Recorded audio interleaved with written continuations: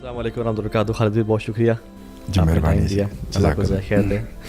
رمضان کے حوالے سے آپ ماشاء اللہ 30 سال سے قرآن کا دورہ قرآن بھی کرواتے ہیں ہر سال ماشاء اللہ. ابھی تو لائیو بھی ہو رہا ہے الحمد للہ, لوگ اٹینڈ کر سکتے ہیں.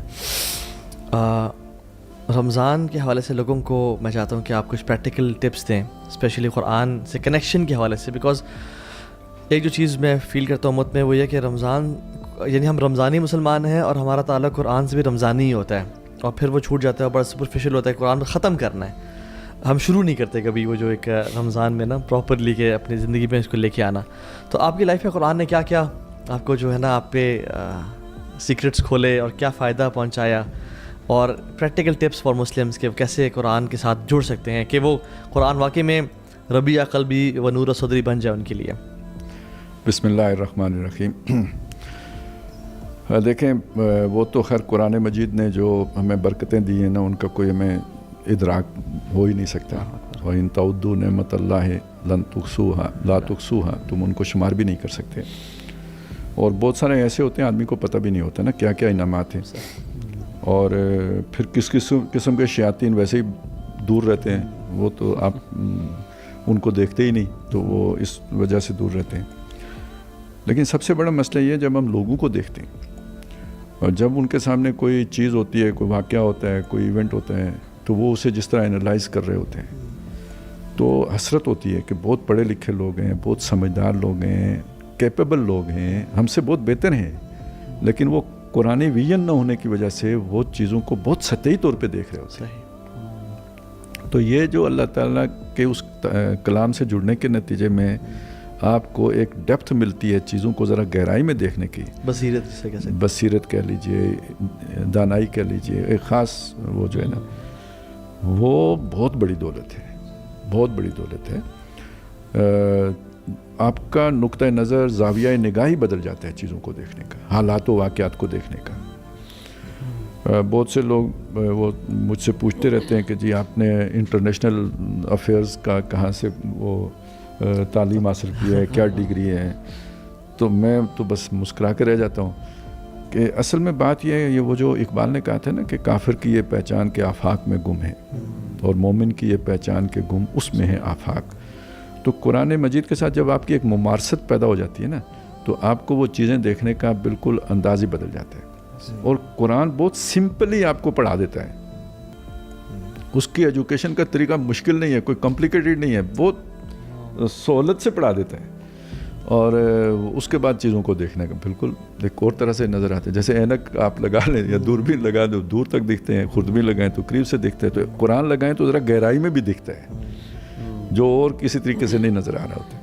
آپ ویسے ان لوگوں کو بارے میں کیا کہیں گے جو ہمارے یہاں پہ نا جیسے رمضان میں ایک قرآن جو جیسے تانے کا نا ختم کرنے کا ہے کہ ہمارا بہت فوکس ہوتا ہے تلاوت قرآن پہ کہ روز ایک پارہ بس ختم کس طرح سے نا ہم نے کرنا ہے.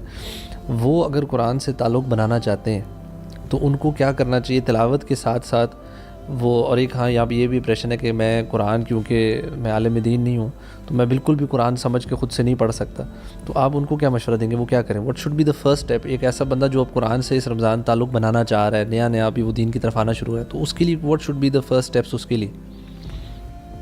دیکھیں اس میں ایک تو ہماری کوئی انتہا والی رائے یہ بھی ہوتی ہے کہ پڑھنے کا کوئی فائدہ ہی نہیں ہے, اور اس طرح کے بھی لوگ بات کر دیتے ہیں. یہ بات نہیں ہے, پڑھنے کا بالکل فائدہ ہے. آپ کو کوئی سمجھ نہیں آئی نا پھر بھی پڑھنے کا فائدہ ہے. وہ آپ کو اندازہ نہیں ہوتا, آپ کو اسے کوئی, جیسے میں نے ابھی کہا, اس کو کوئی آپ اصحاب نہیں جوڑ سکتے, لیکن اس کا فائدہ ہوتا ہے, برکت بھی ہے, اجر بھی ہے. قرآن کو دیکھنے کا بھی فائدہ ہے, بالکل صرف دیکھنے کا, انگلی جو نہیں پڑھ سکتا انگلی پھیرنے کا بھی اس کا فائدہ ہے. اور بعض اعتبارات سے دیکھیں تو بڑا ہمت کا کام ہے. ایک بندہ ایک پارہ پڑھتا ہے, اس نے ایک ککھ نہیں سمجھا پھر بھی پڑھ لے. ٹائم تو دے رہا ہے, اتنا ٹائم دیا اس نے, اور اتنی مطلب یہ تو اس نے بہت بڑی مشقت اٹھائی ہے. تو مطلب اسے لذت کیا ملی؟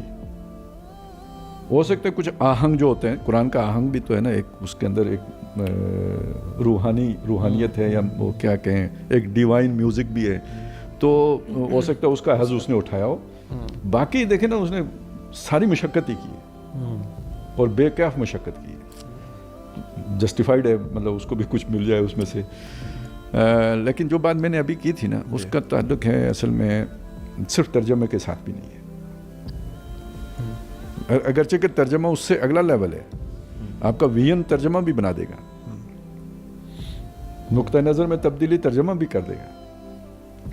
لیکن قرآن مجید جو جا کے دل کی تاروں کو چھیڑتا ہے نا, وہ تب ہوتا ہے جب آپ کو اس کی کچھ تھوڑی بہت عربی کی شدھ بدھ ہوگی.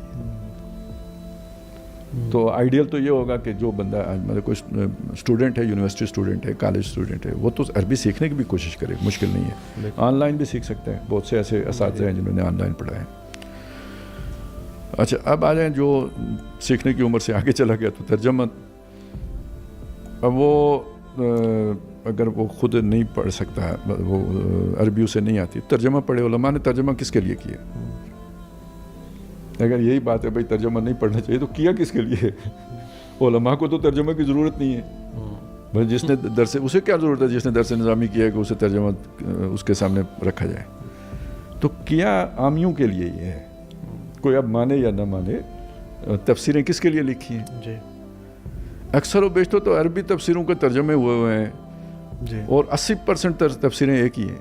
بالکل. آپ ان کی پڑھیں ان کی پڑھیں, ایک ہی ہوتی ہیں. ٹھیک ہے, تو یہ کس کے لیے کی ہیں؟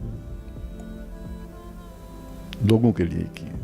تو میرا خیال ہے دوسرا چیز یہ ہے کہ آپ تفسیر پڑھیں, ترجمہ پڑھیں, جو آپ کو اپنا عالم اچھا لگتا ہے اس کی پڑھیں, جو آپ کو اپنے مسلک کا جو ہے اس کی پڑھیں. قرآن سے تعلق یہ والا ضرور رکھیں.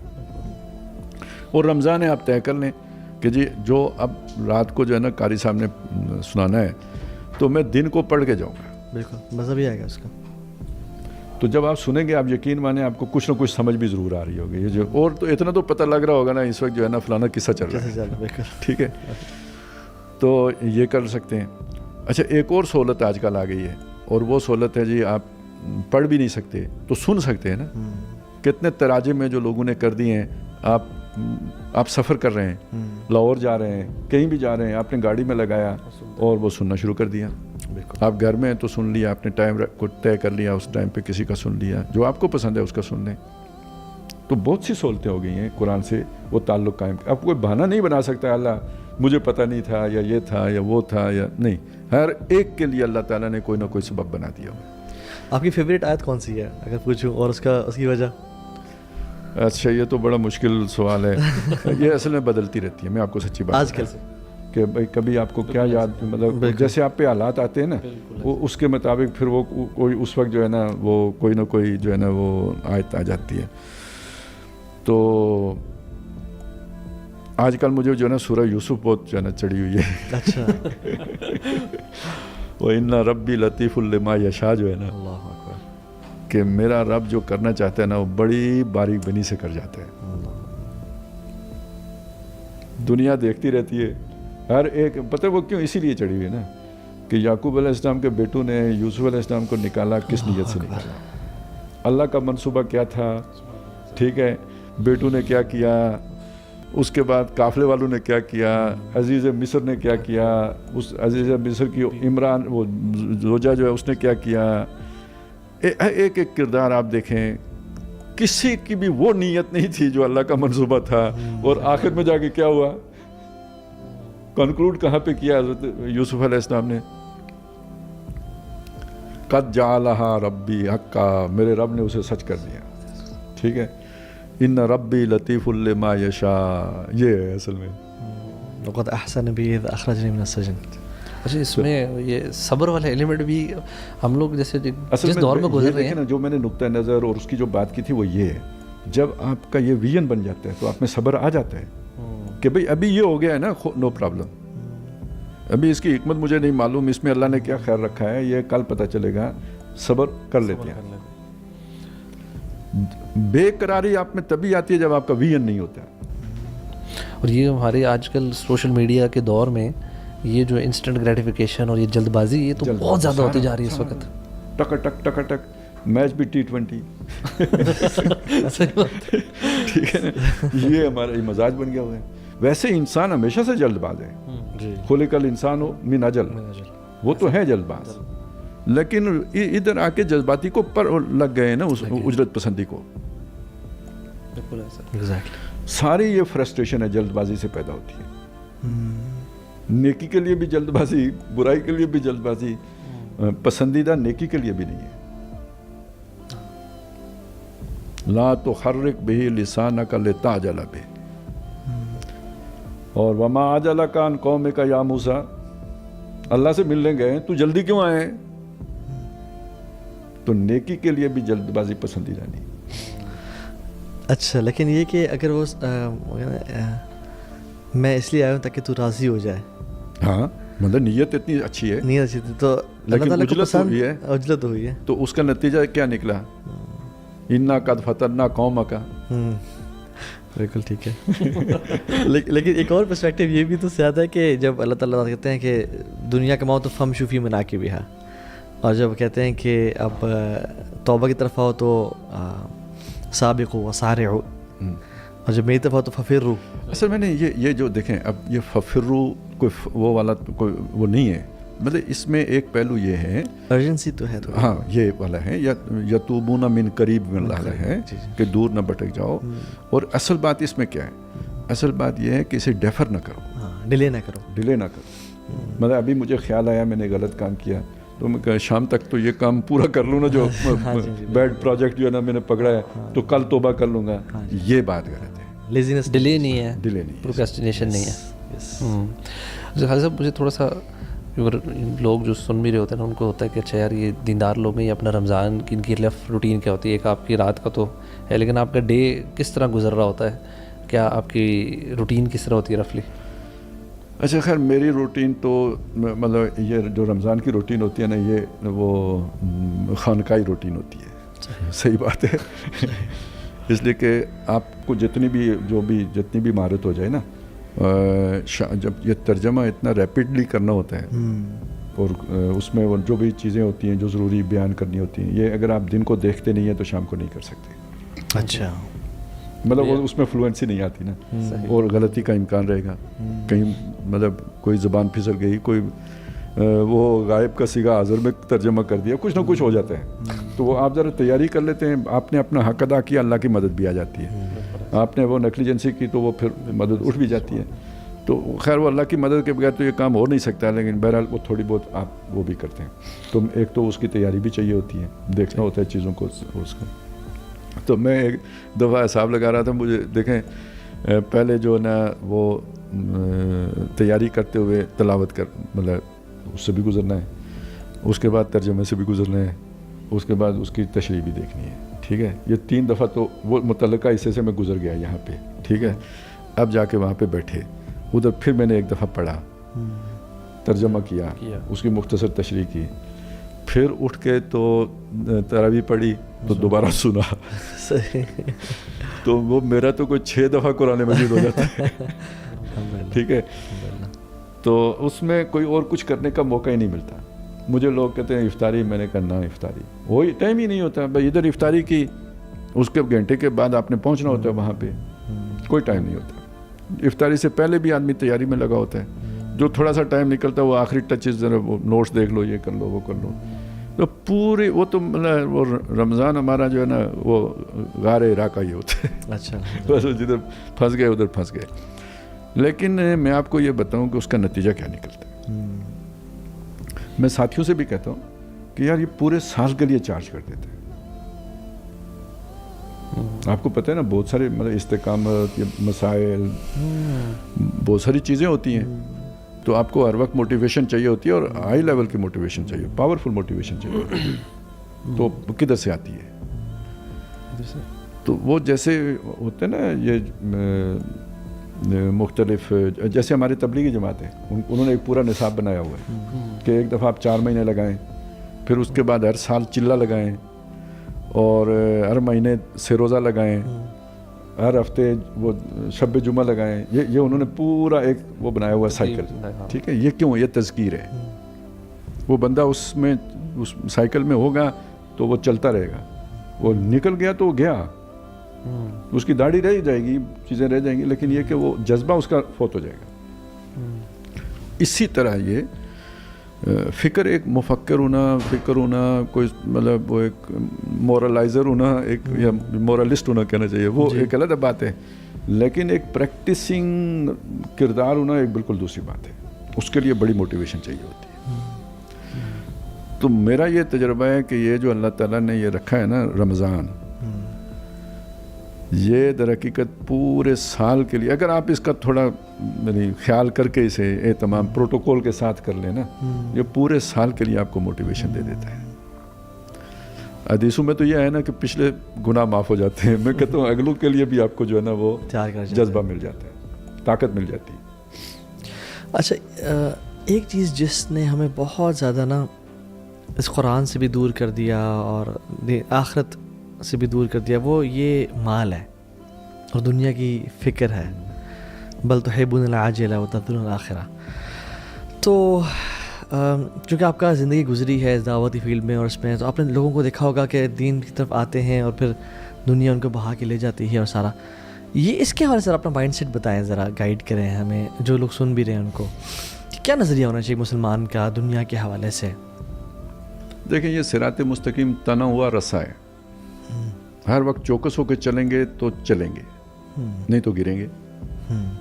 ٹھیک ہے، تو ہدایت پہ آ جانے کا یہ مطلب قطعاً نہیں ہے کہ اب کل بھی ہدایت پہ رہیں گے. جی.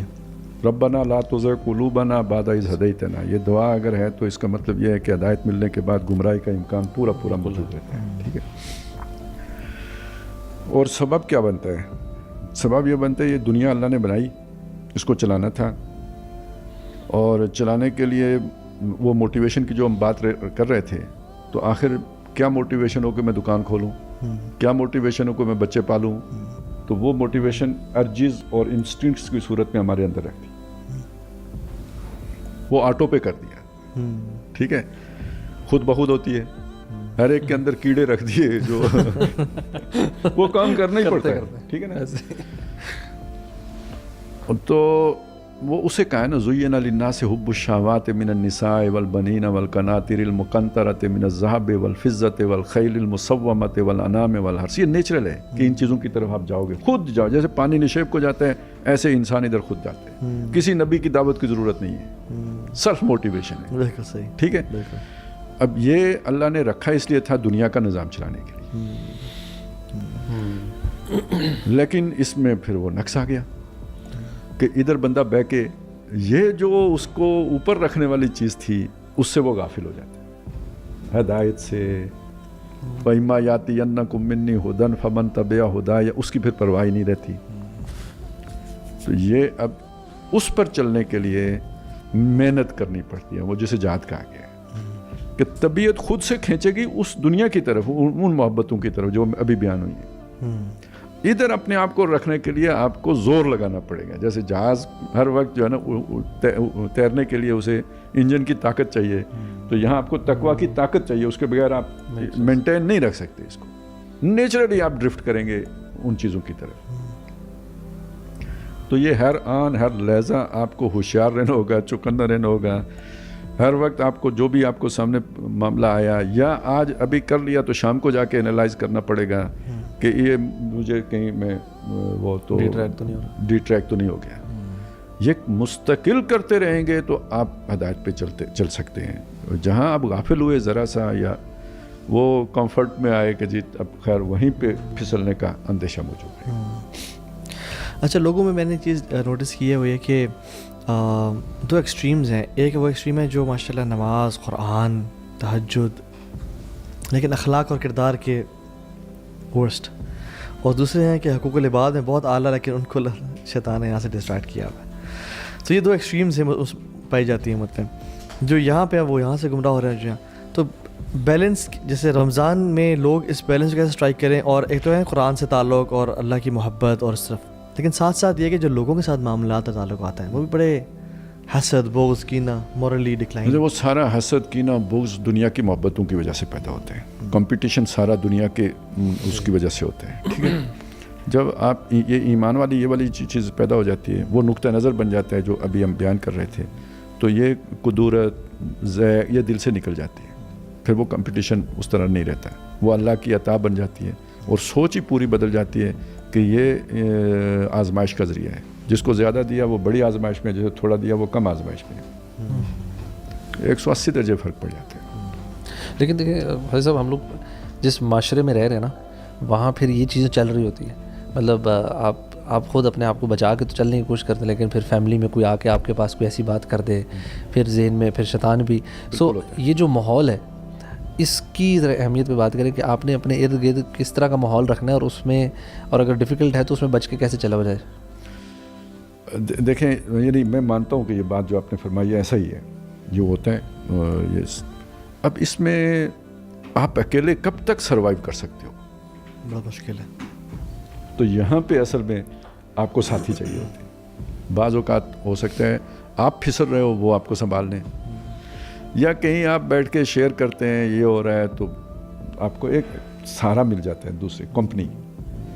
یہ ہے وتواصوا بالحق وتواصوا بالصبر.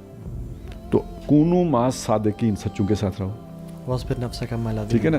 تو یہ صحبت جو ہے نا اپنے ہم خیال لوگوں کی صحبت جو اسی سوچ کے عامل ہوں، تو یہ ایک دوسرے کی تذکیر اور نفع، یعنی تذکیر کے ذریعے سے نفع اٹھانے کا ذریعہ بن جاتی ہے. تو کوئی نہ کوئی پلیٹ فارم، کوئی نہ کوئی ہم جولی یا ہم مقصد لوگ کہ جو بیٹھ کے ان معاملات میں وہ کریں. اچھا وہ جو معاملات کی چیز تھی نا وہ رہ گئی میرا وہ. تو یہ جو آپ کو موٹیویشن ملتی ہے نا ایمان کی، یا جو آپ پر عبادات جو لازم کی گئی ہیں، نماز روزہ، یہ در حقیقت معاملات کو سیدھا رکھنے کے لیے ہے. یہ تذکیر کا ذریعہ ہے، ایمان بڑھانے کا ذریعہ ہے، تاکہ آپ کے دنیا کے معاملات ٹھیک ہو جائیں.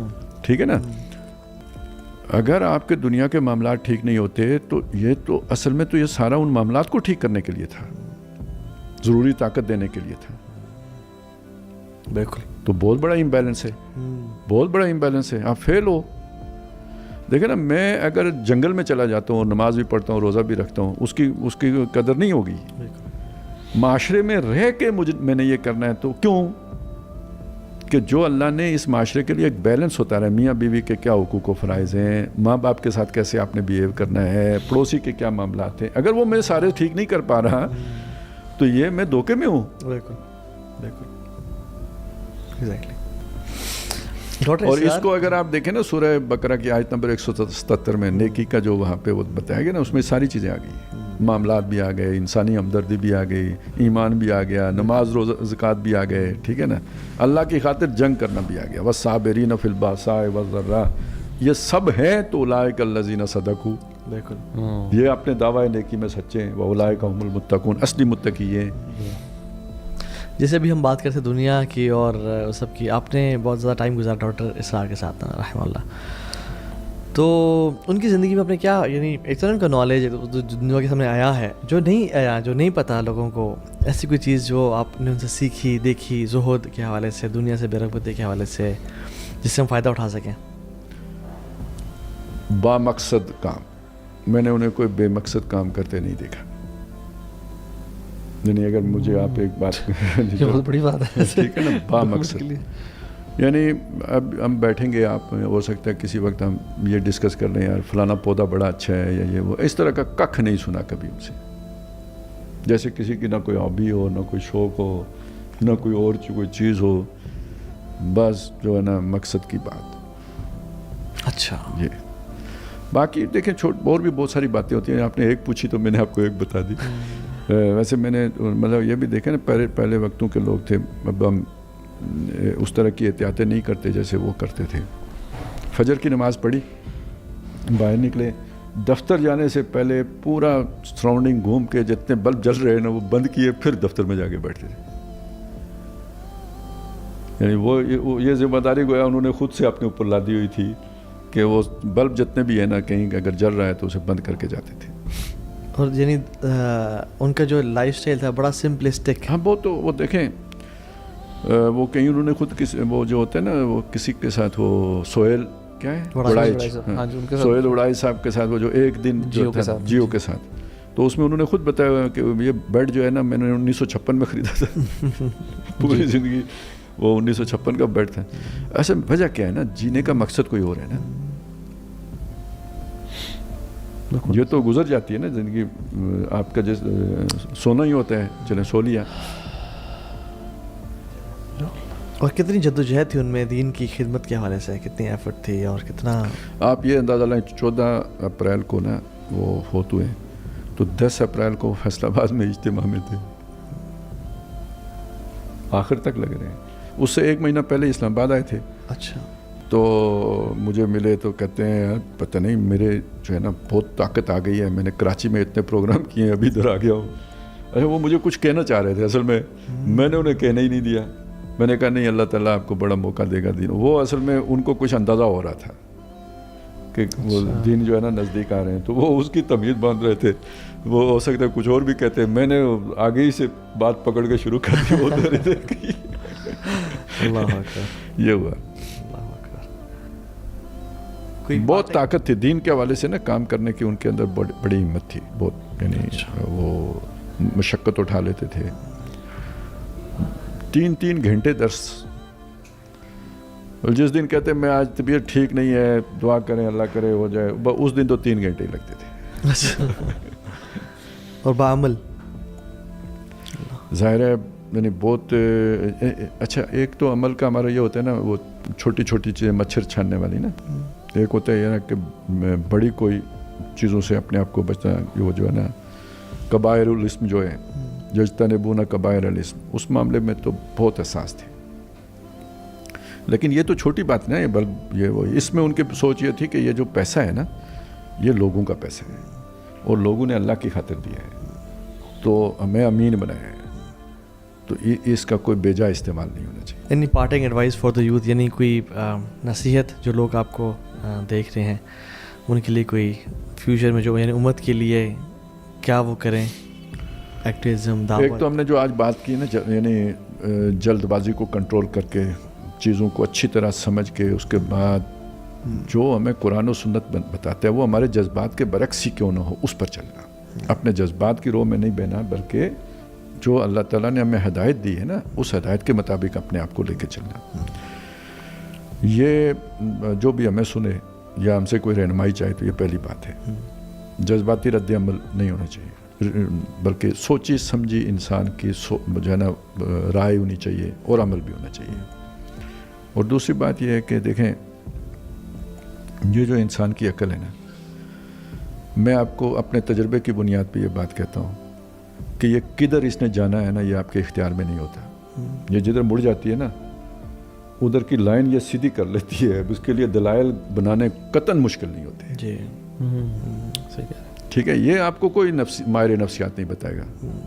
یہ ضرور کسی کے یعنی اس کی کنیکشن ہے جو اس کی سوچ کو سیدھا رکھتا ہے, جسے ہم عقل سلیم کہتے ہیں.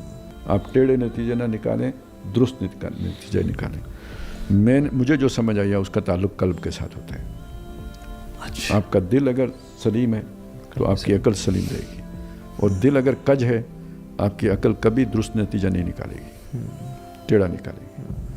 اور دل کو سیدھا رکھنے والی چیز بنایا اللہ نے سیدھ پر ہے, ٹھیک ہے نا, اور اسے آگے اس کی جو غذا ہے نا وہ قرآن ہے. تو اس کے ذریعے سے, اسی لیے میں نے شروع میں ایک بات کی تھی کہ آپ کو اگر سمجھ نہیں بھی آتی تب بھی اس کا اثر ہوتا ہے, اس کا فائدہ ہوتا ہے, ٹھیک ہے نا. وہ غیر شعوری ہوتا ہے, وہ ادھر سے نکلتا ہے ادھر جاتا ہے, بالکل جاتا ہے. وہ اس کو آپ کو کبھی پتہ ہے, آپ تو کہیں گے میں نے سوچ کے یہ فیصلہ کیا ہے, لیکن اس سوچ کے پیچھے اس دل کی گائیڈنس ہوتی ہے. تو قرآن سے مضبوط تعلق. وہ شخص شیطان کے شکنجے میں ہے جس کی زندگی میں قرآن نہیں ہے. وَمَنْ يَعْشُ عَنْ ذِكْرِ الرَّحْمَنِ نُقَيِّضْ لَهُ الشَّيْطَانُ فَهُوَ لَهُ قَرِينٌ. اور ذکر الرحمن ہے ہی قرآن. نزل ذکر و اللہ حافظ.